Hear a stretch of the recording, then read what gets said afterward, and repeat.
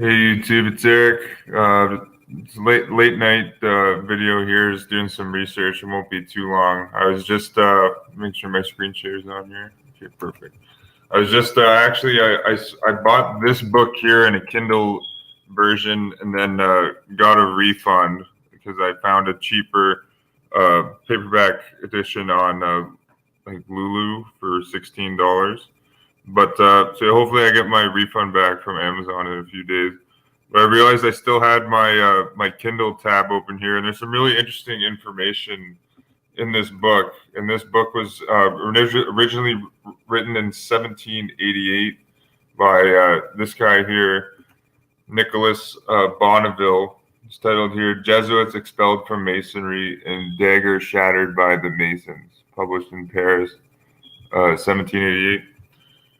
Here's the guy here, Nicholas Bonneville, French bookseller, figure in the French Revolution.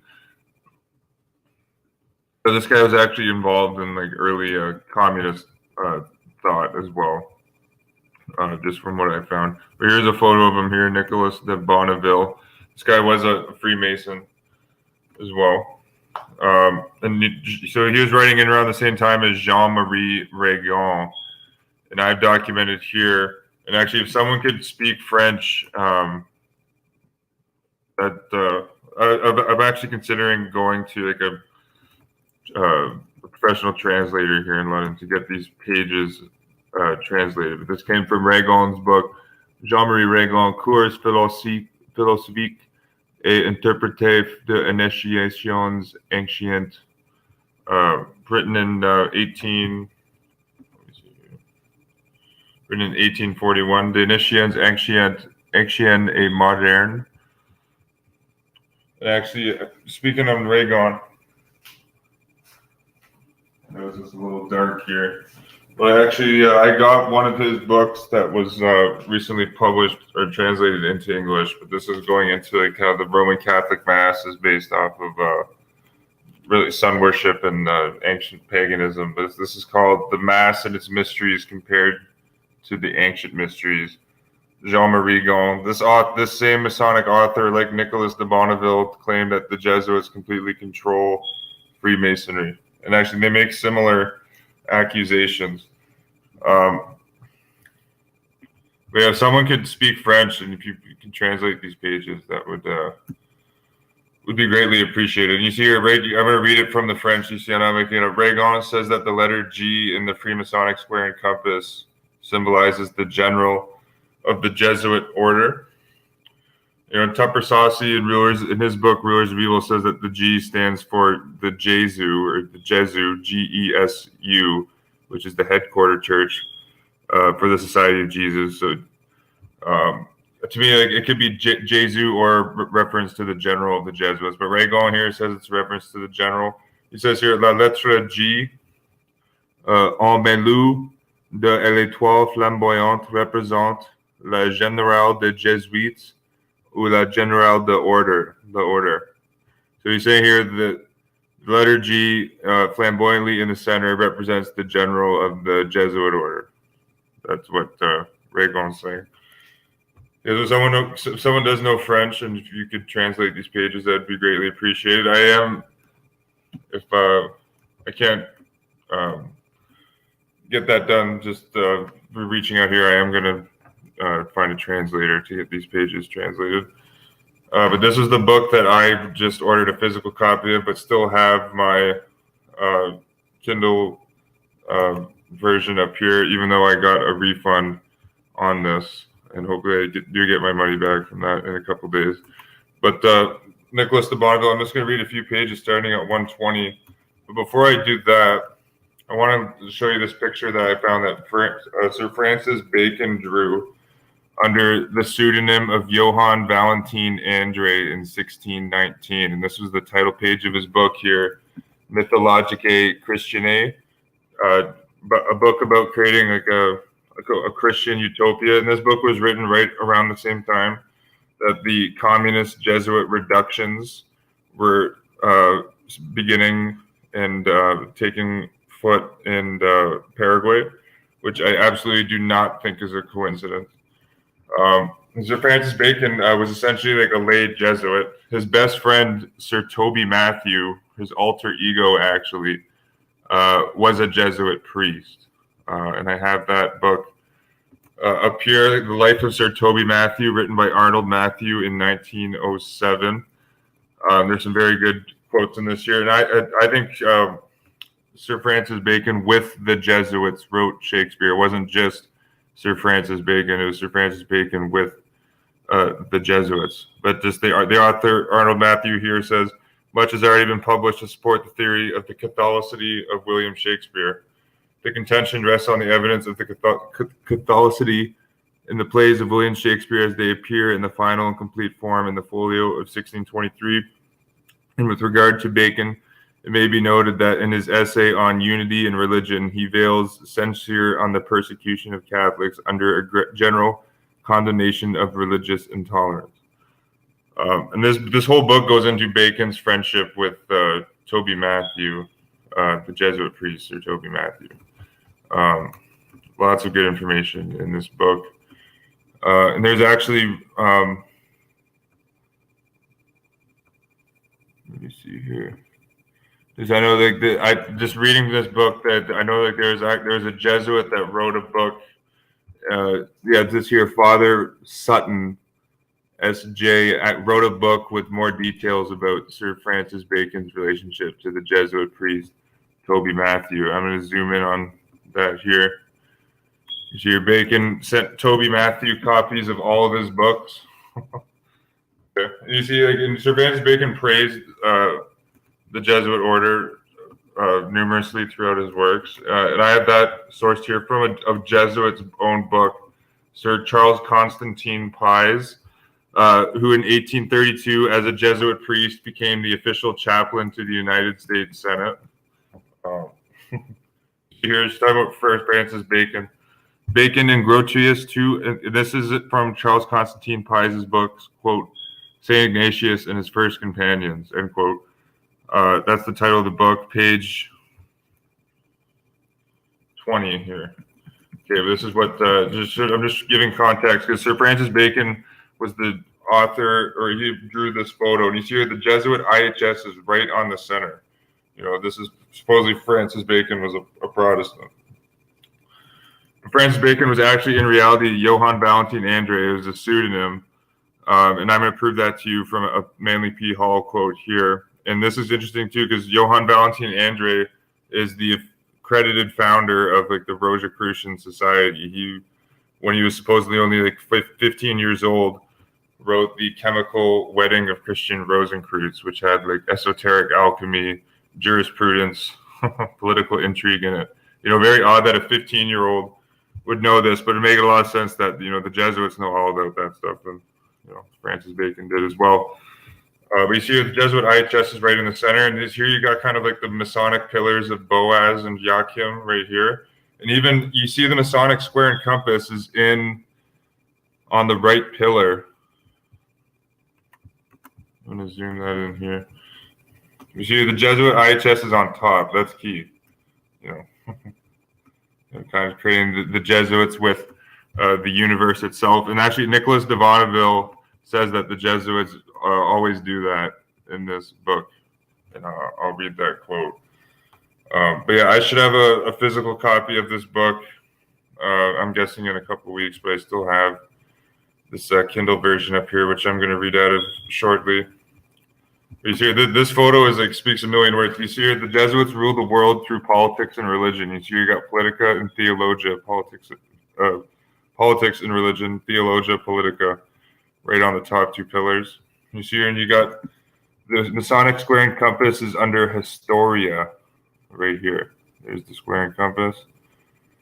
You see, according to Ragon, the G that we usually see in the center of the square and compass represents the general of the Jesuit order, and which makes a lot of sense here. The IHS is on top. So you got like the Hindu Trimurti, like past, present, future, or Brahma, Vishnu, Shiva at the bottom. This is very interesting. Grammatica. I think this is like a reference to like the legal concept insinuar, or the legal term insinuar. INSINUA. SINSIN. U-A-R-E, insinuare, means to be deposited into like a legal system or a legal matrix, which is what the Jesuits have done worldwide by creating the legal fiction system, which is essentially just Roman civil law, which, that's the whole philosophy of Dasein, of Jesuit seminarian Nazi Martin Heidegger, who's taught in all of the philosophy courses in the universities today. You see here Jesuit IHS right at the top. You see this is clear. This is a clear relationship between the Jesuits and Freemasonry. You see the Freemasonic square and compass. This was drawn by Sir Francis Bacon right here. And this is what the Jesuit Charles Constantine Pies S.J. said about Sir Francis Bacon. He says the former, referring to Sir Francis Bacon, see right here, on his work, quote, on the progress of the sciences, writes in these terms, quote, this is what Sir Francis Bacon says. When I consider the Jesuits' tact and ability to train up the youth in the sciences and good morals, I remember the expression of Agalas in reference to Farnabas, being what you are, would that you were ours, end quote. In another place, Charles Constantine Pies quotes Sir Francis Bacon saying, quote, as regards the subject of education, everything may be said in a few words. Look at the schools of the Jesuits. Nothing can be better than their system. Nothing can be better than their system. Well, you see here, Sir Francis Bacon clearly respected the Jesuit system. And this is the same guy that wrote about the whole allegoricalized the colonization of the United States of America in his book, The New Atlantis, which was written originally in Spanish, and the first founding Jesuits were all Spanish. Francis Bacon is also a member or on the board of directors of the Virginia Company, which was directly involved in colonizing the United States. Okay. Okay, so you see, Francis Bacon clearly, respects, from these quotes, he respected the Jesuit order. His best friend was a Jesuit priest. Okay, and you see this quote, I just wanted to, this photo, really does speak like a million words on just how the current, world system is operating. But so I'm going to get to the quotes here from the book, The Jesuits Driven Away from Masonry and Their Dagger Shattered by Freemasons. This is 20. Actually, I'm just going to go on to my... Oh, you got 34 people watching right on. How's it going, everyone? Yo, hey, Nick. Hey, Carl. Hey, Josh. What's up? Hey, Rothschild. Nice to see everyone. Yeah, I guess it's a blessing that I still had this tab open after I asked for the refund. But looks like there's some good information in this book. Nicholas de Bonneville. To me, this guy seemed like he's like an insider. So you got to read everything you read. You got to take with a grain of salt. But from what I've seen, just glancing this book so far, this is very good. Again, this is the book here, The Jesuits Driven Away from Masonry and Their Dagger Shattered by Freemasons. Originally written in 1788, and this was translated into English in 2011. Okay, let me see here. So starting on page 119, irrevocable proof of the relationship between Jesuitism and Masonry. St. John's College is the only of all colleges of the Jesuits whose residence is not marked on the public list of their colleges. And here's here, St. John's College in Freemasonry is like an allegory. It's like an allegory to their first 3 degrees. Why St. John's College has no set location while the other colleges do? St. John's College, without residence on the list of the colleges of the Jesuits, allegorically means the Lodge of St. John. In Masonic style, the Lodge of St. John expresses the first 3 degrees of the royal art. And I think it's very interesting that you got one of the biggest Roman Catholic universities in the United States is, of course, titled St. John's University in New York City. But if you type in the Lodge of St. John on Google, you see you got the St. John's Lodge in, well, I guess that's Bing's just a horrible search engine. Even Jesuit, I find, is even better than Bing, which is kind of sad. But okay, so here in London, Ontario, that was Bing pulled up like a hotel lodge. You see, you got Masonic Ontario.ca. You got many Freemasonry lodges are called the Lodge of St. John, though, like honoring this allegory. You got St. John's 20 here, where I'm living at in London, Ontario. You got a Lodge of St. John's in New Brunswick. You got another lodge, right here, Lodge of St. John 27. You got a St. John Masonic Temple. And there's all sorts of St. John's Catholic schools. St. John, probably like over 150 St. John Catholic schools everywhere. Here's even one in London, St. John French Immersion Catholic Elementary School. Looks brand new, actually, too. Which should make fitting for London because all the newest schools in this city are all Roman Catholics. No exaggeration. Because your St. John's Catholic schools are all over the place. I mentioned that there's that massive St. John's University in New York City.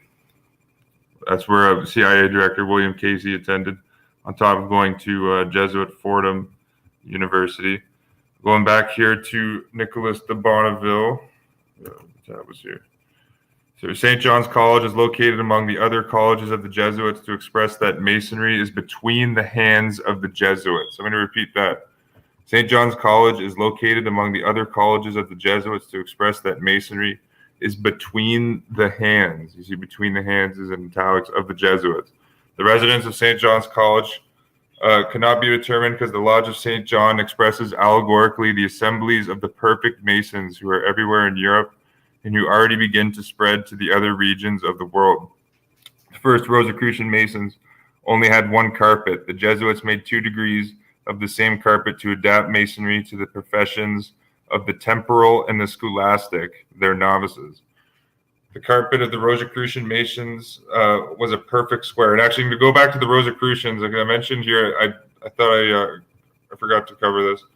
You see here, looking at this grand photo that I say encapsulates the Jesuit world order, drawn by Sir Francis Bacon, Johann Valentin André, who in reality was Sir Francis Bacon, was the founder of the modern Rosicrucian order. And here I got a book here from Manly P. Hall on the Rosicrucians titled Orders of the Universal Reformation, Utopias.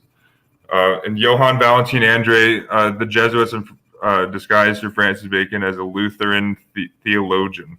And they had Johann Valentin André as a Lutheran just railing against Calvinists to divide the Lutherans and the Calvinists against each other, which is, of course, politically beneficial for the Roman Catholic Church.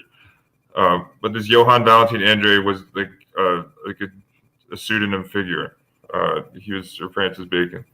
So the quote, Lutheran theologian Johann Valentin André, previously mentioned, and this is Manly Hall speaking here, or writing, has long been accepted as the man responsible for the Fama and the Confessio of the Rosicrucians.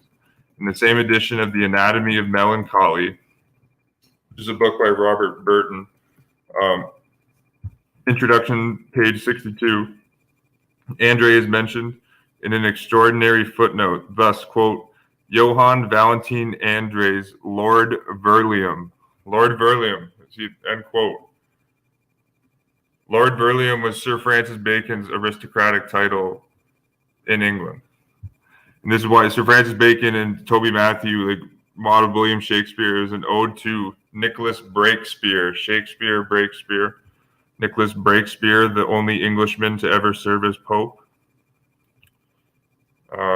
Back in the 11th century. Manly Hall continues, consider the punctuation and its inevitable implication. Lord Burleigh was the proper title of the greatest philosopher of his age, Francis Bacon. Throughout the anatomy of melancholy, the quote, rosy crossmen are regarded as a group of utopian reformers seeking to advance the cause of learning.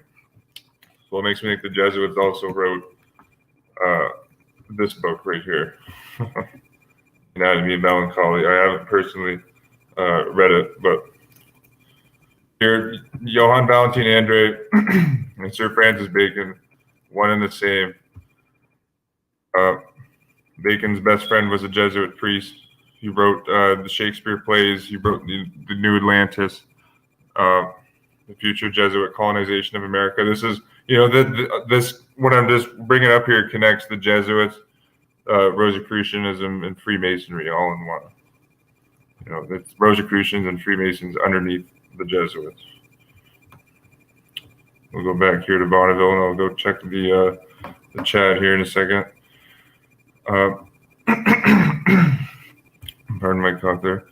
The first Rosicrucian Masons only had one carpet. The Jesuits made 2 degrees of the same carpet to adapt Masonry to the professions of the temporal and the scholastic or novices. The carpet of the Rosicrucian Masons was a perfect square. The Jesuits transformed it into an oblong square so that this carpet was the perfect emblem of a temple. The oblong square, symbol of the temple, was always the favorite emblem of the Jesuits. The last book of Francois Ribéris on the Temple of Jerusalem speaks about its width and its length, about everything that was found in the Holy Temple or Temple Societas or Temple of Jerusalem, Templum Jesuitorum. Well, you see, this is what the Jesuits have done with the modern Jerusalem as well. It's the Pope's Latin Kingdom of Jerusalem, or I like Templum Jesuitorum. That's a good way to refer to it also. All these measures and distributions were seen in the past on the oblong carpet of the Scottish of St. Andrew. The reception of the Jesuits and of all religious people in the general occurs in front of the altar with the forehead facing the east. The reception of our Jesuit Masons brethren is identical. The rituals and catechisms of the numerous systems of Freemasonry, in spite of their obvious difference, have the 4 major points of meeting that indicate a same source and a same purpose. As soon as the Jesuits appropriated the Society of the Rosicrucian Masons, they made a sacerdotal order of it. The whole society imperceptibly conformed to their celibate institution. The allegories, the symbols, and the interpretations prepare a hierarchy of celibate priests whose intention is to govern the whole world there from afar. Which is, a spot on description of Jesuitism. The contemporary carpet of Jesuit Freemasons still carries the Rosicrucian hieroglyphs. Actually, speaking of hieroglyphs, I recently just put up a quick post on my website. The famed British Egyptian scholar Sir Ernest Alfred Wallace Budge accused the Jesuit Egyptologist Anastasius Kircher of fabricating his Egyptian hieroglyphs.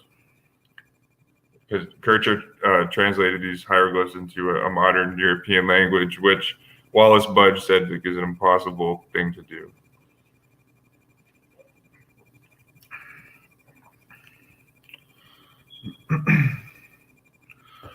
Actually, think about this. Think about this photo here. Think about this with the U.S. election. You think about like Democrat and Republican here on the Masonic pillars of Boaz and Yakim. You got Trump. You got Biden on the left column here. Trump on the right column. Who's controlling both in the center? Society of Jesus, the Jesuits. Biden's got 2 Jesuit honorary degrees, University of Scranton and St. Joseph's University in Philadelphia. Joe Biden sent his son, Hunter Biden, to the Jesuits volunteer corps down in Jamaica. And then that's what Hunter Biden was on the board of Burisma in Ukraine and Bohai Harvest in China, literally making billions of dollars while Joe Biden was vice president. Trump obviously went to Jesuit Fordham, sent all of his 4 kids to Jesuit schools. Tiffany's getting her degree from Georgetown right now. So he's going to be on guard for anti-Catholic bias. So you see in this photo here, they can tell you every single country's political situation can be explained by this photo. Every single one, no exceptions.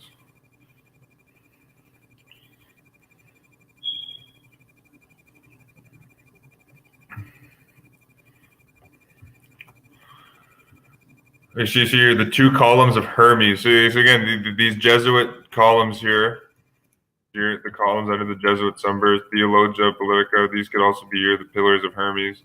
Again, the pillars of Hermes are the Masonic pillars of Boaz and Joachim. You hear the two columns of Hermes. However, the Gnostic spheres now have disappeared from these two ancient columns. An I and a B are carved on them. We also see there are 7 rungs, a Kabbalistic number. They also have the squared floor, the squared sun, they also have the squared floor, the square, the sun, and the moon. The blazing star of our Jesuit Masons comes from the carpet of the Rosicrucian Masons. But one of the first Rosicrucians had 5 blazing points. It was visibly the star pentagon of the 7 sages of Greece. The blazing star of the Jesuit Masons has 6 angles and sometimes even 7. It is necessary to observe that a G is soiling the Pythagorean pentagon. A rough ashlar, and an ashlar is like their Masonic like rock. A rough ashlar and a perfect ashlar have been added on the oblong carpet. When precisely drawn, this ashlar figure a square below and triangle above. The level shaped in a triangle is a modern and Jesuitical invention. The level shaped in a triangle is a modern and a Jesuitical invention. They had some windows in the east, west, and south. They are not seen anymore on their carpet or rarely. The intended tessel or true belt of monk is a ministerial allegory, as one can imagine. The explanations given in Lodge to poor Masons are so obvious that they are printed in all languages. The catechism state that the real meaning must be guessed. The Freemasons must never learn them from another Mason. This is how they must always be dependent from the superior iconis or SI, Societas Jesuitorum, or Society of Jesus. You're saying the Jesuits must always be dependent on the Society of Jesus. That's what Nicholas de Bonneville is saying here.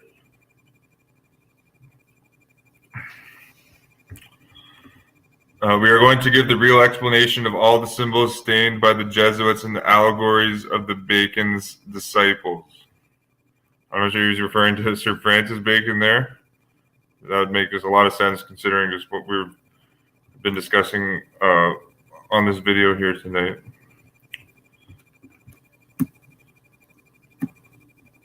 There's some Latin here. Perhaps Providence, by some happy changes, will restore those things to their proper places. The Lodge of St. John represents Solomon's Temple. That is to say, the temple of the Society of the Jesuits. So again, in Masonic, so Bonneville is saying in the Masonic writings and allegories, Solomon's Temple is reference to the temple of the Society of the Jesuits, which would be the Church of the Jesuit in Rome. It is the temple of a universal hierarchy. The titles Right Reverend and Worshipful or Worshipful Master represent rather well the ecclesiastical state of the Freemasons.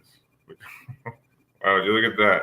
The titles Right Reverend and Worshipful Master represent rather the ecclesiastical state of the Freemasons. Two columns always mean in the church the language of the theologians. So you're referring again here to the 2 columns. The full explanation about the mysterious letters I and B, or as written previously, B and I, require to say first that the 7 rungs are explained here by the 7 ordinations of priesthood, which are indispensable to enter in the order of the Jesuits. The oblong floor is here the square of the temple or initiate or novitiate of the order. The square means the obedience and full submission to the rule of the Jesuit order. It's just like you see, like the Masonic square aprons that they're always wearing. That's so it means obedience to their Jesuit masters. Now, say if any Freemasons are watching this video, you know, it's your responsibility to know what you've gotten yourself involved in. And you're involved with the Jesuit order. You probably didn't know that when you joined Freemasonry. Many don't, but, you know, that's the Jesuitized system of compartmentalization. You see here, the compass is only for the masters. The sun is the order of the Jesuits. And according to Jean-Marie Regon, the sun in the Freemasonic symbolism represents the Jesuits flourishing as they did in the days of King Louis XIV of France, known as the Sun King. The ornament of the Grand Elect Knights is the sun with 9 rays. This expresses the 9 sons or the founders of the order of the Jesuits. When someone establishes himself as a god when someone establishes himself as God once, it is easy for him to establish himself as a son. Too much modesty is not the shortcoming of the humble Jesuits. The moon is the order of the Freemasons. This moon draws its light from the sun, that is to say, from the Society of Jesus, or the Society of Jesuits. And this, Jean-Marie Regon also said this exactly. And this is the same papal concept that the Pope, being the sun, gives his light to the temporal governments of the world, or the moon, and the temporal governments get their light reflected to them by the Pope, or the divine right of kings. I'm gonna.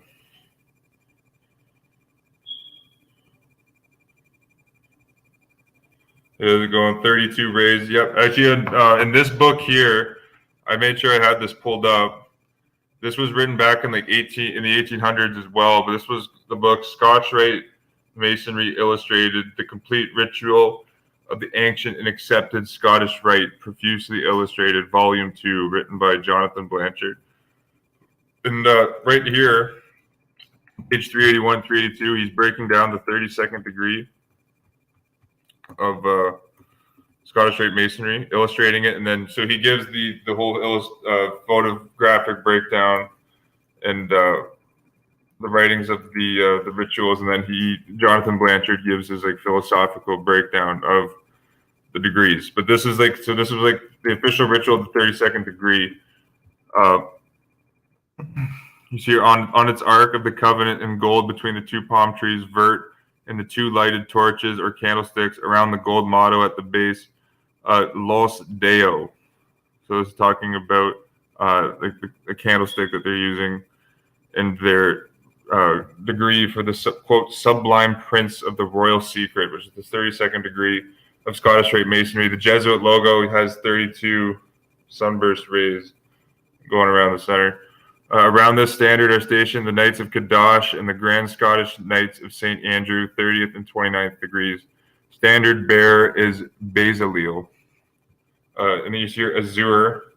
On it is a lion couchant in gold, holding in his mouth a key in gold, and a gold collar around his neck with the figures 525 on the collar. I don't know, 525. Maybe if you guys know some interesting, I don't know if there's anything significant geometry-wise going on with 525. Motto at the base is Custos Arcani, and in some rituals, look at this, Ad Morgium del Gloriam. This latter is the motto of the Jesuits. This is the Scottish Rite Masons here saying this latter is the motto of the Jesuits. Around this standard are stationed the Knights of the Sun, the commanders of the temple, and the princes of mercy, 28th, 27th, and 26th degrees. Standard bearer is Ohalib, or Aholib, or Aholiab.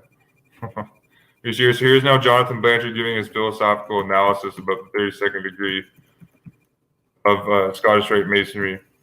This degree originated 30 years before the French Revolution of 1789 and was active in producing it.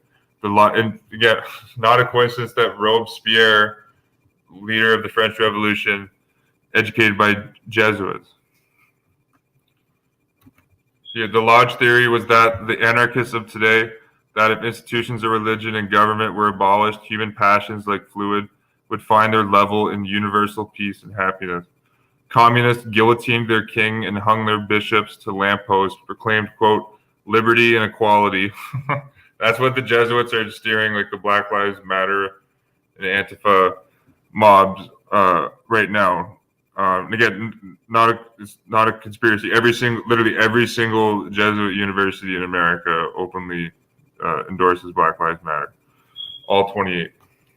It's continuing, and put their religious creed over the gate of their cemetery. Quote, there is no God, death is an eternal sleep, end quote. The last degree of their system required the candidate to stab his brother or nearest friend as a traitor to the lodge and admit the brother's groans and pleadings for his life. They laid down the candidate's gloved hand on the beating heart of a lamb, and if he stabbed, they removed the blinder and swore him to the vengeance against the church and state. This was the quote royal secret. This explains the vengeance sworn in this and other degrees of that day. But in this country and at this day, this degree is senseless and worthless. Its bluster about freeing the people is meaningless in itself, not worth reading. But how happens this once neo plus ultra degree to be so prolix and stupid as to be scarce worth reading? The answer is this: when formed by Jacobin Jesuits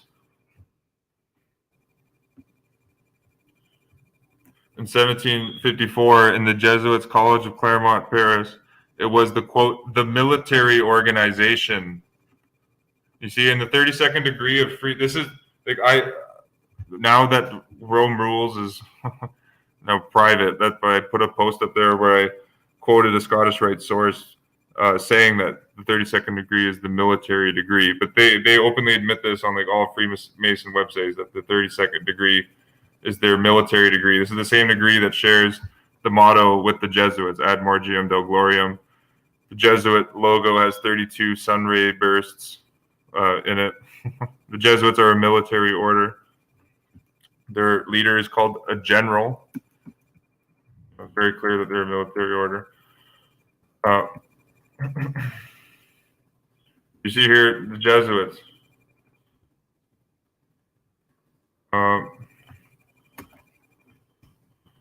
I know he mentions them. I think one more. Let's go here.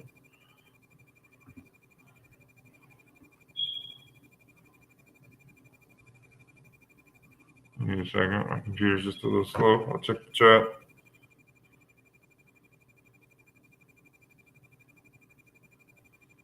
Ronald Reagan. Yeah, actually, Ronald Reagan. That's another great example. Actually, I was going to bring up in this video the example of George Washington powerfully expresses this or shows this relationship as well. Because, of course, you got the George Washington Masonic Memorial in Washington, D.C. right here. Look at this.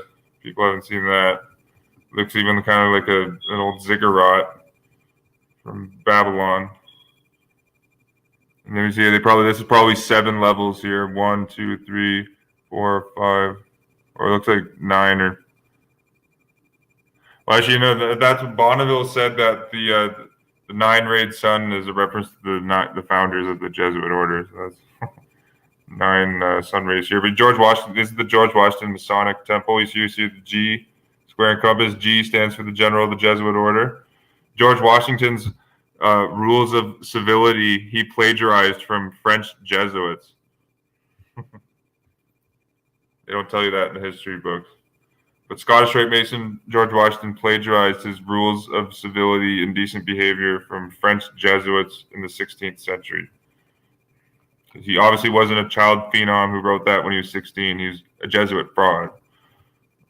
That makes a lot more sense. That's why George Washington told the American revolutionary soldiers that it was a stupid thing to do to burn the image of the Pope on Guy Fawkes Day on November the 5th. I could do a whole, I could go on for hours and hours on George Washington, just himself. And there's no coincidence that at his apotheosis in Washington, D.C., there's a Roman fasces, right beside him. George Washington viewed himself as like a modern day Roman Cincinnatus.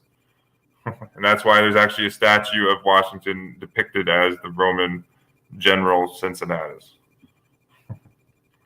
So, it's very clear once you start looking at the relationship between the Jesuits and the Freemasons.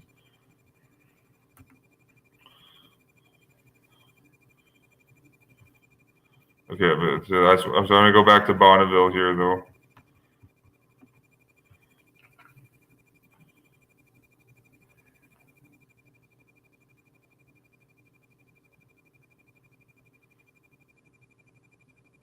Actually, yeah. Or are you talking about? Oh, at 2 o'clock? Yeah, it should be. If not two, I'll be definitely on the next routine team brief on Friday. That I'm working at 4 o'clock tomorrow, and I got an oil change I got to do in the morning. But I'll try to make that 2 o'clock one. Gerald Ford, Mason, CFR. Actually, I got a photo of Gerald Ford visiting Pope Paul VI with Henry Kissinger, and they're given like a Masonic eagle from Pope Paul VI.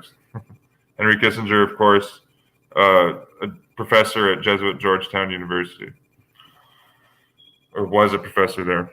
You see, the Rosicrucian Masons had naturally taken the moon as one of their recognition signs. The tavern where the antiquarian Ashmole and the Rosicrucian Masons attended Masonic banquets had a crescent moon for a sign. The moon is always represented by the Jesuits half illuminated. In other words, it is only illuminated on one side. Mr. Stark, in his treatise on the mysteries, had the moon engraved on all alone on the front piece of his book. Why this moon all alone? The allegory is perfect. The order of the Jesuits doesn't shine any more on the horizon. The Jesuitical sun must be hidden.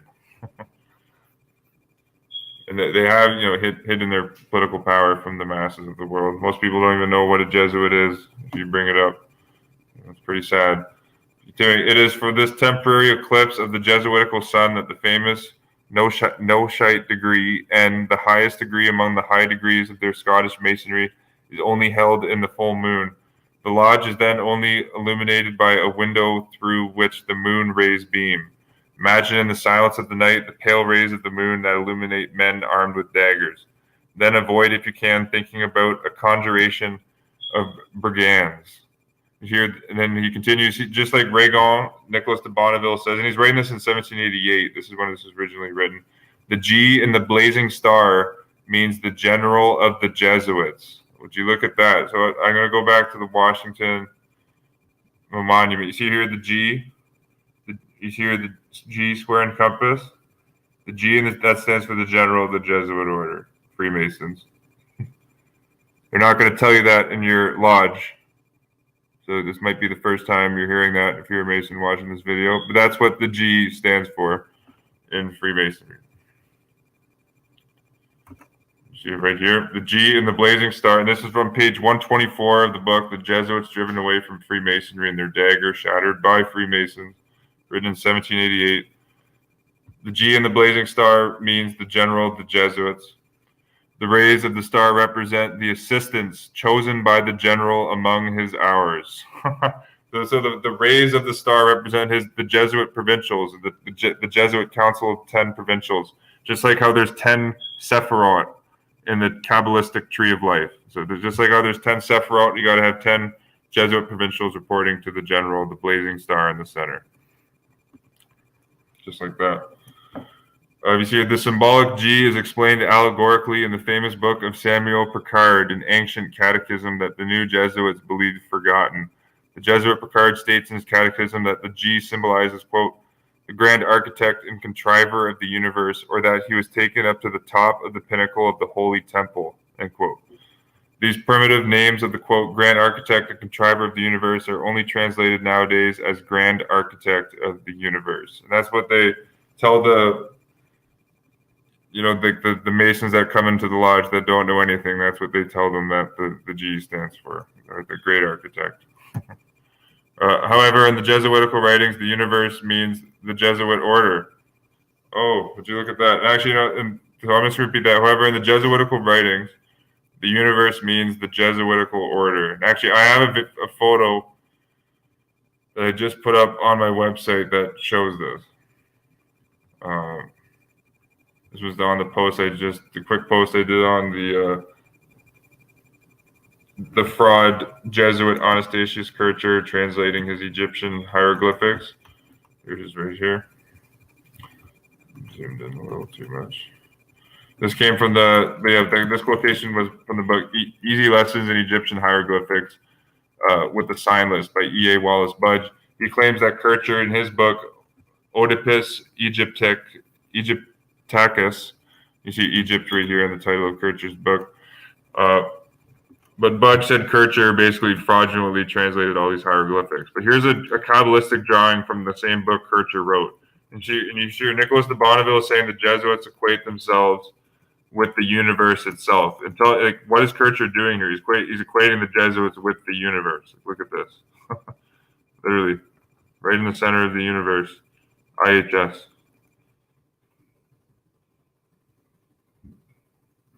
You got like the 72 names of God in the Kabbalah. I think that's what that's a reference to there. And you got 70 more. It's another 72 revelation or rotations here. There's probably a reference to the zodiac here. You got 12 around the center. And it's not like every single Roman Catholic, many Roman Catholic churches still have like the zodiacal symbols present in them. Here you got like a bunch of Hebrew letters here. Here's some more like zodiacal signs here, Kabbalistic tree symbols. So clearly, the Jesuits, equate themselves with the universe itself. So like when they're talking about the grand architect of the universe, they're talking about like the general of the Jesuit order, clearly. We see here, however, in the Jesuitical writings, the universe means the Jesuitical order, the hierarchy of the Jesuits. And again, it's no coincidence that you can see Pope Francis, doing Pope Francis is doing this or whatever whatever the fuck they do. Hopefully you can see him doing this. Literally, the Pope, the current Jesuit Pope. I think he's in Argentina when he's doing that. So. Additionally, order and universe are almost always synonymous for the Jesuits. Okay, so additionally, order and universe are almost always synonymous for the Jesuits. One says order for universe because order must govern the universe. Finally, one says universe for order because the whole world or universe swarms with Masons dedicated to St. John. Remember, and Bonneville said St. John is like an allegory for St. Ignatius. And that these innumerable Masons are slaves chained by the Jesuits, rough ashlars that the Jesuits would like to hew. That's spelled H-E-W. To express the assembly for all their lodges, why wouldn't they say allegorically the universe? We do say in Paris, La Université Universitas, to express the meaning of our Parisian colleges. That's right, a good point. Right in the word university is the word universe. So in the Rosicrucian degree of the Knight of the Sword, the chairmaster is expressly called the General of Jerubabel, because in the degree all Rosicrucian brethren are called Jerubabel. The General of the Jerubabels is evidently the General of the Jesuits. So I'm gonna keep going. I'm gonna get a physical copy of this book. I'll probably be here in a couple weeks. I'm gonna keep this tab open on my computer so I can keep reading this, but. Hopefully I do get my refund back from Amazon soon from buying this Kindle edition. And there's another interesting thing, right here, this Inigo Jones. This figure in Scottish Rite Masonry is an allegory for Ignatius of Loyola. Again, they're not going to tell you this in your lodge meetings, Masons. Inigo Jones. Have to get off Bing.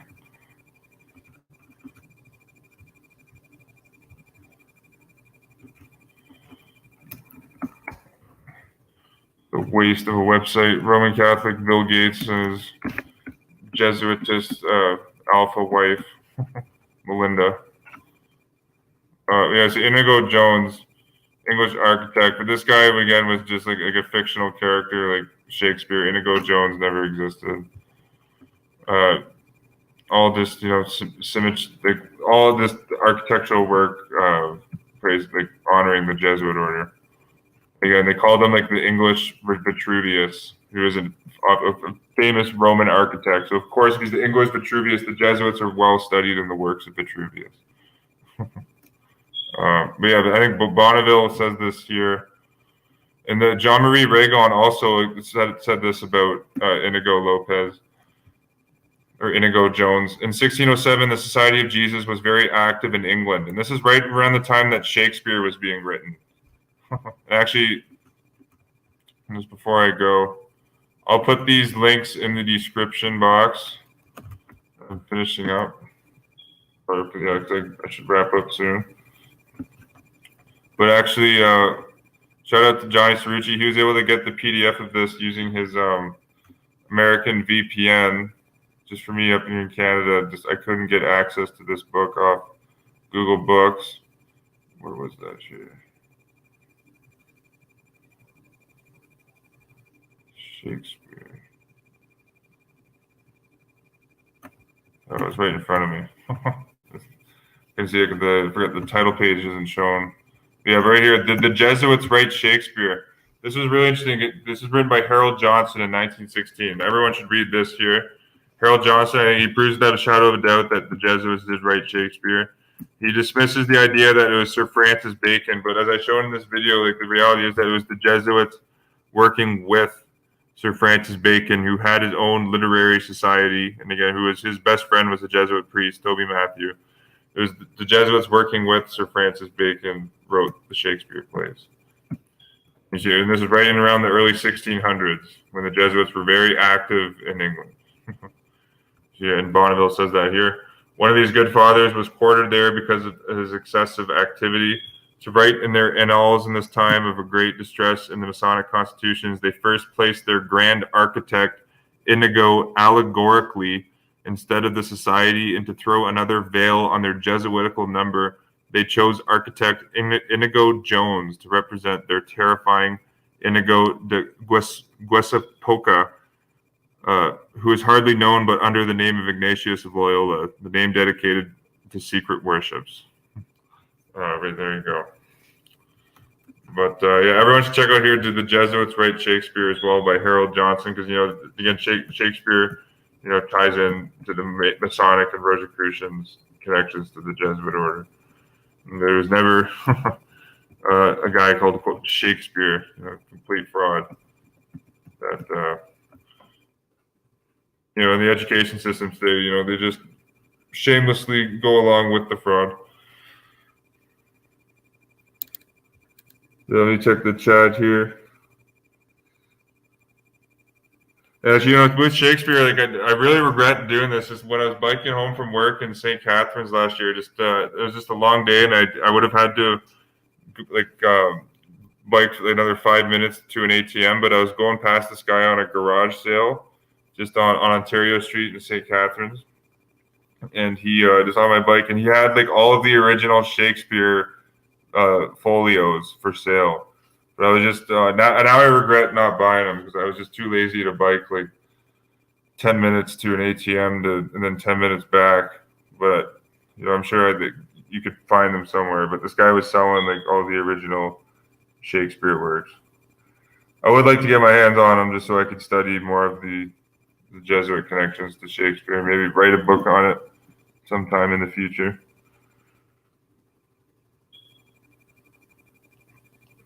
You see, it looks like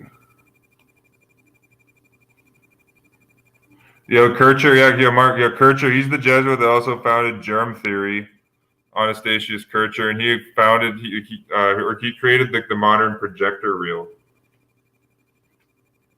So he's actually essentially like the founder of movie theaters.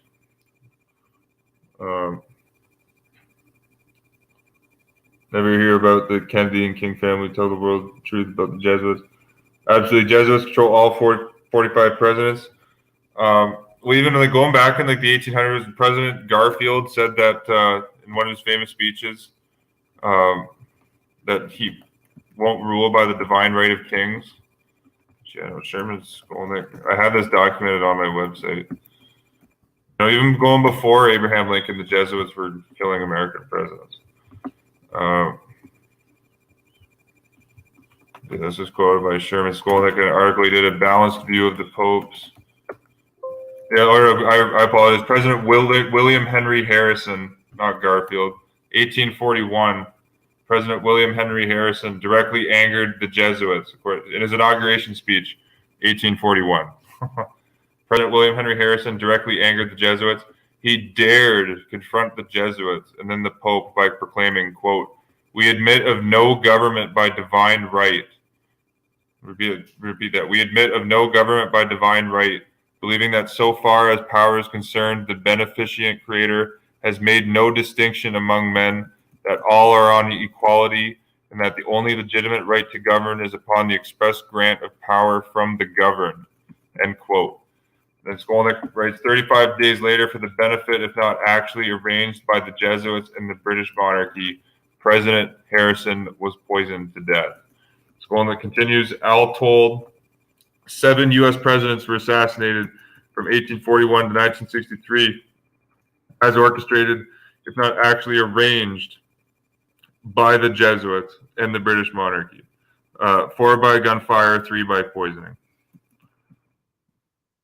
Yeah, so there you go, right there. Your President William, back in 1984, President William Henry Harrison, in his inauguration speech, says that we admit of no government by divine right, which is a direct reference to the papacy, who claims that it rules by divine right. And 35 days later, President William Henry Harrison is dead.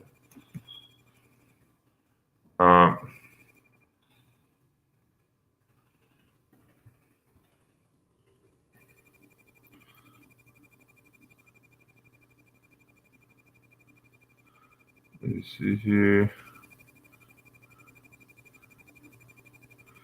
Yeah, I think that's all for this one, YouTube. Peace and love. Thanks for tuning in. I want to make this video because when you start looking into the connection between Jesuits and Freemasonry, it's overwhelming. That the Jesuit order created modern Freemasonry. The Jesuits officially predate modern Freemasonry by 200 years. Modern Freemasonry is going back to 1717, being an offshoot of the Society of the Rosicrucians, which again the Jesuits predate the Rosicrucians by 75 years. So yeah, peace and love, YouTube. And then but I was reading out this book tonight here, Jesuits Driven Away from Masonry and Their Dagger Shattered by Freemasons. Actually, I'll make one more request before I sign off here. If someone watching this video knows French and you could translate these pages for me from Jean-Marie Ragon's book from 1841, exposing how the Jesuits just completely control and own Freemasonry, that would be greatly appreciated. You can see these quotes here on the screen from the original French. Hidden history.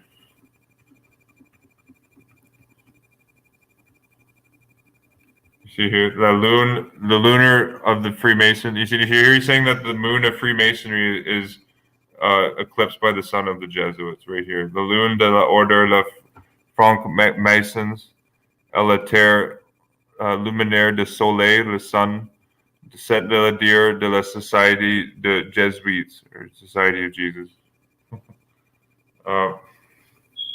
Peace and love, YouTube, and I'll catch you on the next one.